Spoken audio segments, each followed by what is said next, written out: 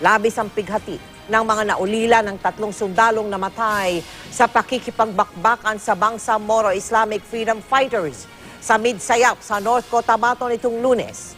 Hanggang ngayon naman, nangangamba pa rin ang ilang residente doon. Nakatutok live at exclusive si Emil Sumangil. Emil! Mel, naging madamdamin ang isinagawang seremonyas ng Philippine Army para sa 3 sundalong nasawi sa bakbakan dito sa Midsayap, North Cotabato. Sa ikahuling pagkakataon, nakapiling ng puwersa ng Philippine Army 6th Infantry Division ang 3 sa mga kasamahan nilang nagbuwis ng buhay sa bakbakan sa Barangay Malingaw, Midsayap, North Cotabato. Sina Private First Class Robert Baling, Private First Class Renon Balyares at Private First Class Adonis Aliejo. Kabilang sa batalyon na dineploy kontra sa Bangsamoro Islamic Freedom Fighters o BIFF. Posthumous Combat Award ang iginawad sa mga kawal. To crash our day. I tell that the day for our work.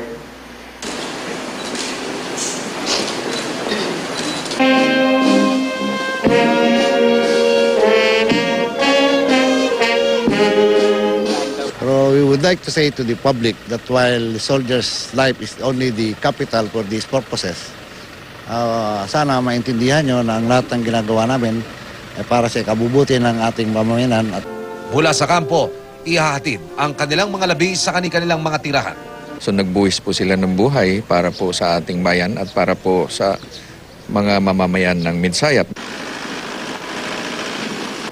Kaninang hapon naman, napasok ng GMA News ang liblib na barangay ng Malingaw, sakop pa rin ng Midsayap. Dito sumiklab ang bakbakan. Sa bungad pa lang makikita na ang iniwang marka ng karahasan. Wasak na mga bahay at moske, natadtad na mga marka ng tumagos na mga bala. Narating din namin ang Malingaw Elementary School kung saan sapilitang binitbit ng BIFF ang 9 na guro at 5 opisyal ng barangay. Hindi pa alam ng mga residente kung kailan manunumbalik ang klase para sa may 500 estudyante. Dumaan dito. Mga sa tansya nyo, brother, ilan ang bilang? Mga 100 plus yung dumaan dito. Si Tuday Zainal, isa sa mga gurong hinostage ng BIFF. Nasa eskwelahan siya kanina. Wala siyang takot at galit na nadarama sa mga rebelding dumukot sa kanya. Mabuting mabuti po, hindi kami sinaktan. Kahit ni Purutin, wala kaming natanggap sa kanila. Mel, idineklara ng cleared ng militar ang mga barangay na pinasok ng BIFF. Gayunman, nasa evacuation center pa rin ang ilan sa ating mga kababayan sa takot na muling sumiklab ang gulo. Mel. Maraming salamat sa iyo, Emil Sumangil.